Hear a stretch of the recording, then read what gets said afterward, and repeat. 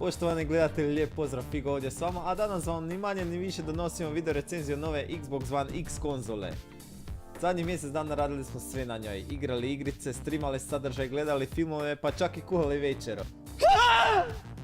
Šalim se, ovo zadnje naravno da nismo, ali zato smo proveli dovoljno vremena s njom da vam donosimo konačan zaključak i odgovor na pitanja da li vas se isplati uložiti vaše novce u novu Microsoftovu konzolu.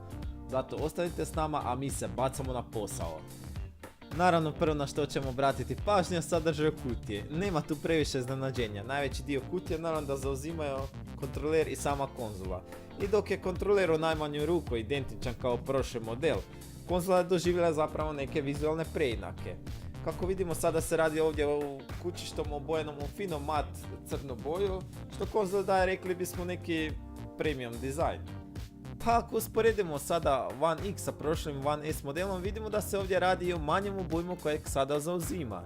Ventilatori se sada nalaze sa stražnje strane, što konzoli omogućava neprimjetan i tihi rad. Kad smo već od toga, moram napomenuti da je tiša čak i u PlayStation 4 Pro, tako da vjerojatno nećete ni primijetiti razliku kada je upaljena, a kada ugašena. Da, lijepa je, ali vizualni stil na stranu. Microsoft se u trenutku izdavanja ove konzole diče najviše sa jednom stvari, a to da je ova konzola zapravo najjača konzola trenutno na tržištu. Da li je to tako? Ajmo mi pogledati što se nalazi ispod ove haube. Da najbolje procijenimo ovu stvarčicu, usporedit ćemo odmah u startu sa PlayStation 4 Pro konzolom koja je donedavno bila najjača konzola na tržištu. Pa da vidimo. Za početak, procesor je također customizirani 8 jezgreni, samo ovdje na 2,3 GHz u odnosu na 2,1 GHz kod Pro-a.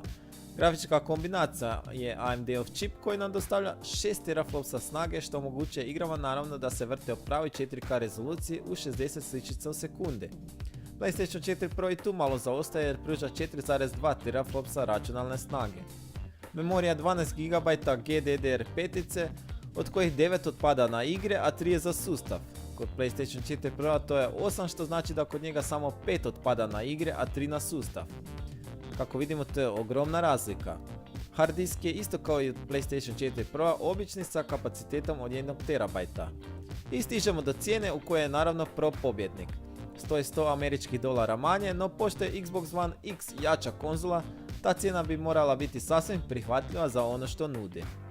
Dakle, kao što vidimo na papiru je Xbox One X neusporedivo jača konzola od Sonyjevog giganta. No nije samo na papiru, družeći se sa njom posljednjih mjesec dana i mi smo se osobno uvjerili o njezinu jačinu. Multiplatformne igre poput Wolfensteina, Shadow Mordora, Assassin's Creed Originsa i tako dalje izgledale su mrvice ljepše i fluidnije na Xbox One X konzole nego na PlayStation 4 Pro.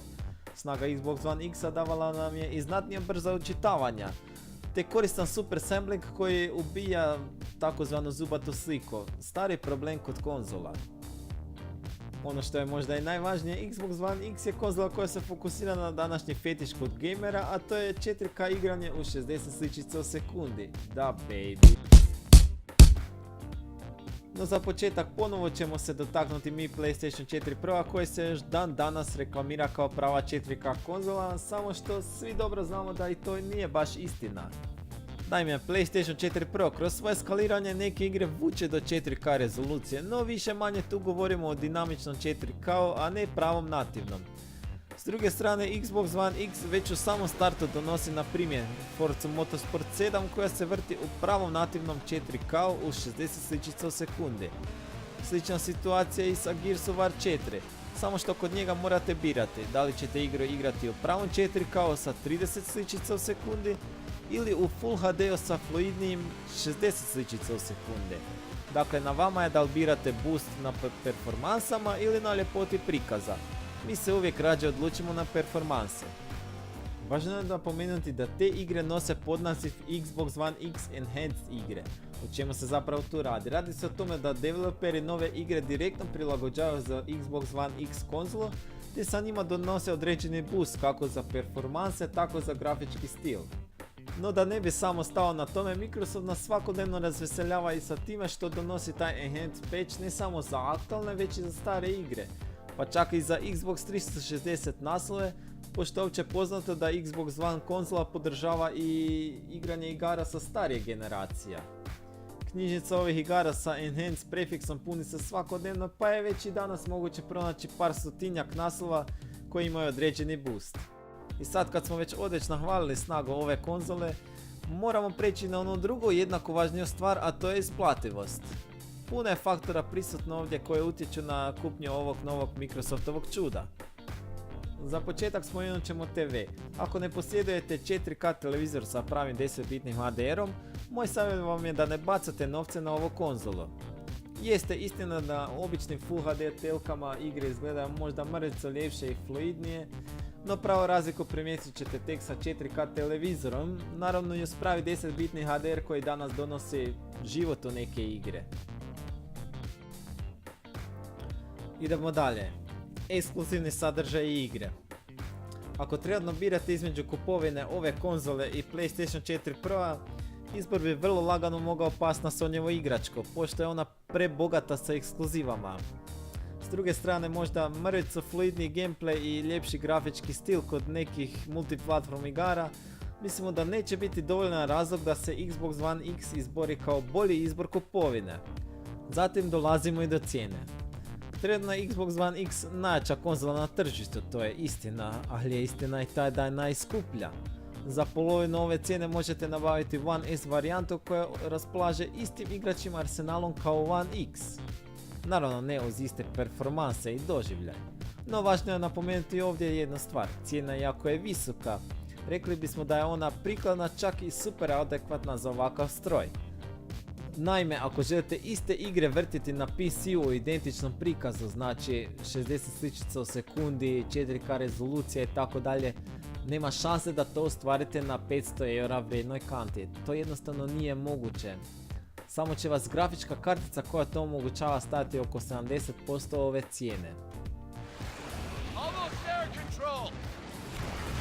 Oh, shit!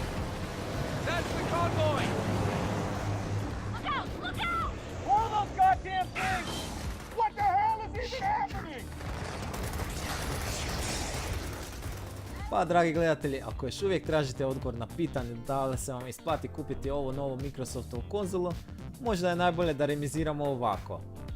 Posjedujete već dobar televizor, posjedujete već PlayStation 4, htjeli biste zaigrati neke ekskluzive kao što su State of Decay, Crackdown, Sea of Thieves, PUBG, Forza, Gears i tako dalje, onda samo navalite. Mi bez dlake na jeziku možemo kazati da je ova konzola zapravo novi korak u budućnost.